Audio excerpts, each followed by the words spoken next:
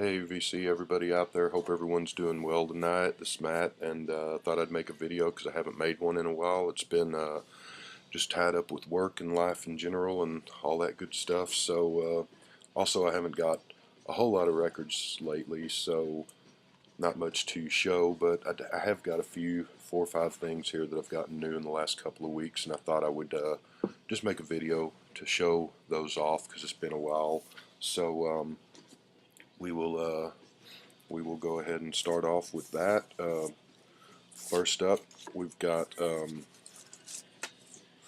Low Straight Jackets, 45 of Fur Sophia and Aerostar.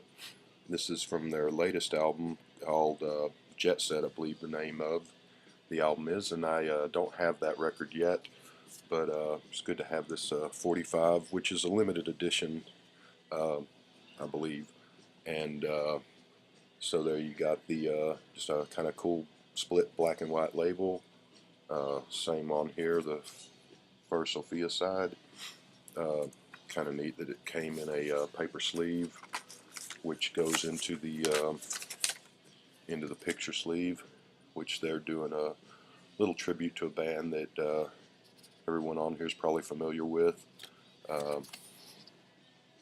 If you're not familiar with Low Straight Jackets, they are instrumental, kind of a guitar-based rock and roll surf band. They've been around for, I don't know, 10, 15 years.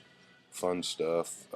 They always play dressed up like Mexican wrestlers there, and that's how they appear live in all their album covers. So they are good stuff, worth checking out. Listened to this 45 a couple of times, and it's good stuff. Also, you get a little download card for the 45 to put it on your computer there, so that's always nice plus to have. It's on Yep Rock Records. Let's see, and speaking of the Beatles, picked up something that I had never owned before. I had back in the up through about 80, 81, I had almost all of the Beatles solo albums, with the exception of maybe 3 or 4 of them. I never got Paul McCartney's Red Rose Speedway. I finally got it a couple of years ago. Not a big fan of that album. That and Wings at the Speed of Sound are probably my 2 least favorite McCartney albums of up through like 82 or so anyway. He made some kind of not so great stuff in the 80s and 90s, but not a big fan of Red Rose Speedway. But the other 2 were the first 2 Ringo albums I never picked up on vinyl. The second one being Buku's of Blues, the country album that he made. Wanting to get that someday, just never got around to it for some reason. And what I picked up at Doc's Records the other day, Saturday before last, Sentimental Journey, Ringo Starr's first solo album, came out in 1970. Got the back cover there. Got the, just pull this out. It's on the Apple label. Might be, so far as I know, an original pressing. I'm not sure. I know that the album was not really a hit. His first hit, I guess, was It Don't Come Easy, 45, and then the Ringo album from 73, and he had some hit singles off of that. This one wasn't a huge hit. It went to number 7 in England, went to number 22 in America. It's a gold record. It sold 500,000 copies, but probably just based on the Beatles' name more than anything. Odd little album, which really in 1970 probably seemed incredibly square, and incredibly odd move on Ringo's part to record a bunch of pre-rock and roll kind of American songbook pop standards. You get Sentimental Journey, Bye Bye Blackbird, Stardust, Love Is a Many Splendored Thing, Let the Rest of the World Go By, sort of that Lennon Sisters, Frank Sinatra, Perry Como era of music before rock and roll. Doesn't seem like such a strange move now, because this album being, what, 40 years old, we've had Rod Stewart, Linda Ronstadt, and quite a few rock and roll people in their later age do, these kind of 30s and 40s pop song covering that type of music. This didn't ever get really good reviews. It mainly just got ignored more than anything, I think. And when they reviewed it, when there were reviews of it, it was just you know, it's okay, I guess. I'd never heard this before, really. I'd heard parts of it before. And it's just, I remember seeing it in the stores when I was a kid and just never picked it up for some reason. I had all the other Ringo albums up through Ringo the Fourth, I think. Kind of stopped buying them after that. But I always meant to buy this and just never got around to it. So I saw this in Doc's the other day and thought, why not? Picked it up, played it a couple of times, and I enjoy it. It's just fun. It's got some kind of old-timey music. It's got some good arrangements, and he's got a different person arranges each song on here. George Martin produced the album overall, but it's his voice suits the material. I mean, he's not Frank Sinatra or Bing Crosby. He's not, he's Ringo, so he's not that good of a singer or anything. But I mean, his Ringo voice kind of suits this stuff. And it's kind of impressive. You've got one of the songs arranged by Maurice Gibb of the Bee Gees. Another one's by Klaus Voormann, who, that was the Beatles' buddy from back in the Hamburg and German days. Guy that designed the Revolver cover and played on John Lennon's Live Peace in Toronto album, and I think on Plastic Ono Band too. Paul McCartney, that guy, he does one, he does Stardust. Elmer Bernstein produces one, and Quincy Jones produces another song on here. So it's kind of a good mix. It's I'm not going to say it's essential, run out and buy it, but it's better than I mean, this is probably a forgotten album. I don't know that anyone pays attention to it anymore, but I mean, it didn't really have a good reputation or great reviews. But it's a fun album. It's a good album, old pop standards. I've enjoyed it, played it a couple of times, and we'll probably play it some more. So there is that. Let's see, a couple other things. This next album takes me back to Robert Z's recent contest. He had a copy of Presence by Led Zeppelin that was like a 200 or 180 gram vinyl, special pressing, limited edition, way long out of print, sealed still, never has opened it, and he had a whole contest of should he open it or should he not. Not just that specific album, but argument being on one side, music's for enjoyment, so why keep something sealed up? The other argument being that it's valuable, and if you unseal it, you decrease the value, and it's not like it's the only copy of Presence that he had anyway, etc., etc. Anyway, kind of getting off track, but the whole thing was whether you seal or unseal an album, and so this came in the mail the other day, and it is still sealed, as you can see. It's Free Angela, sung by Larry Saunders and the Prophets of Soul. Who are the Prophets of Soul, you might ask? I don't have a clue. I've never heard of them. But this record label, Secret Stash Records, which I've got quite a few records from them. They're a label out of Minneapolis, I believe, and they do all sorts of things, but they do a lot of soul and a lot of kind of world music, different things like that on these. What they do with their records is they stay in print.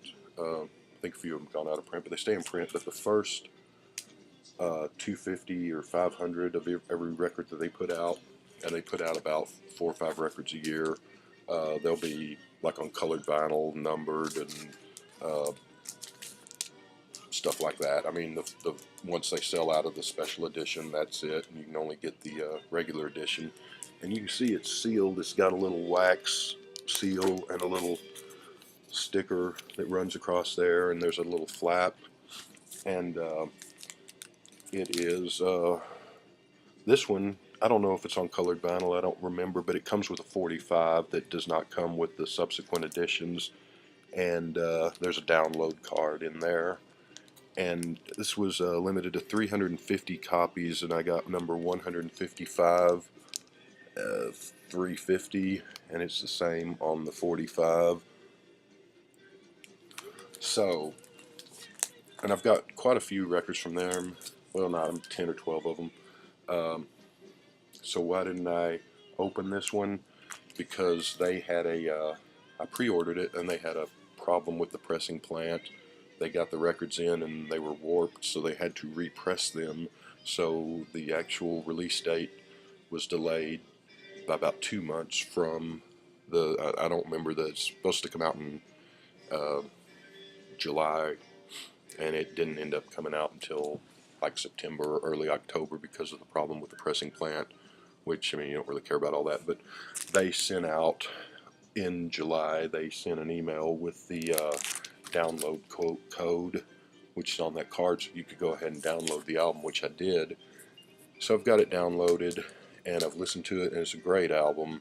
It's not just Larry Saunders. It's about 10 tracks on the album, plus the bonus 45, which you don't get with the. You can still buy the regular edition, when you just don't get the bonus 45. But anyway, it's about 10 tracks. It's different artists. I think it's about 5 or 6 different artists. Some of them have a couple of songs on the album. It's all soul music, circa I guess 69 to 72, when everything was political, sort of free the people and uh, fight the power and all that sort of stuff. Type music, sort of like um, like well, like that era of music. You listen to the early Funkadelic albums and you listen to the Curtis Mayfield albums of the same era, and so it's that type of music. It's a lot of no-name people that I'd never heard of, but it's really great stuff, really great soul music. If you like the Curtis Mayfield, Al Green, Funkadelic in that 69 to 72 period, this is good stuff. So go to Secret Stash and order it. But I haven't opened it yet. I haven't made up my mind whether I'm going to or not, because I have it downloaded, like I said, and I've played it on my iTunes several times. Really enjoy it. It's a great album. The only thing is you don't get with the download, you don't get the 45. You just get the album. So I haven't heard the 45, and I don't know whether I'm going to open this and so that I can hear the 45. Still haven't made up my mind. I'll think about it and get back with y'all on it. All the other Secret Stash records that I've purchased, I have opened, so we will see. We will see. The other thing, and I think I've got, yeah, I'll reach over here. This one came. This is a different thing, and I did open it. Think Pink, is that what that, or yeah, Drastic Plastic, sorry. And it's a colored vinyl. Why am I showing you the empty bag? Because I got the album and I put it in another plastic sleeve, and I just kept that. I did go ahead and open this album. I think this is a limited edition. Um, Kind of a post-punk new wave album from 1981. The Au Pairs, girl group uh, from England, I think. Good stuff. Um, but and that is, yeah, it is limited edition, because there it is. It's number 302 of 500 is what I got. I don't know if you like the first Pretenders album, if you like the X-Ray Specs, if you like um, the adverts, that sort of thing, you'll like this. Lyric sheet, pink. Back it's got, I don't know what that is, some kind of graph picture, something, something. Got the album comes in a plastic sleeve. Pink vinyl, pretty cool. There's a picture of some lips and fingernails. Uh, Great album. If you like the punk rock and the new wave and that early '80s sound, you will love this group. Good stuff. I saw this ran across this, couldn't pass it up. Uh, I didn't have this on CD or iTunes or anything, so I went ahead and unsealed it and opened it so I could play it. Glad I did. It's a great album. So the Au Pairs. What else? Yeah, two things real quick. Light in the Attic Records. I got this. They're doing all the Lee Hazelwood had his own label for a while. Honey Limited was a girl group. It was around in '67 to about '69. Um, they recorded this album, incredibly rare, incredibly expensive if you can find the original. It's been reissued. Let's see here. Take the plastic off. There's that little thing there, kind of like an Obi strip almost. Yep Rock is doing a lot of the Lee Hazelwood reissues. Gatefold. It's a single album. Got got the record. My hand's stuck in the way there, so that's probably not the best viewing of that. The other side, you get.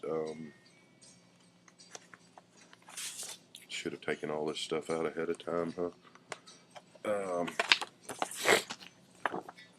You get a booklet that has some pictures and information about the band.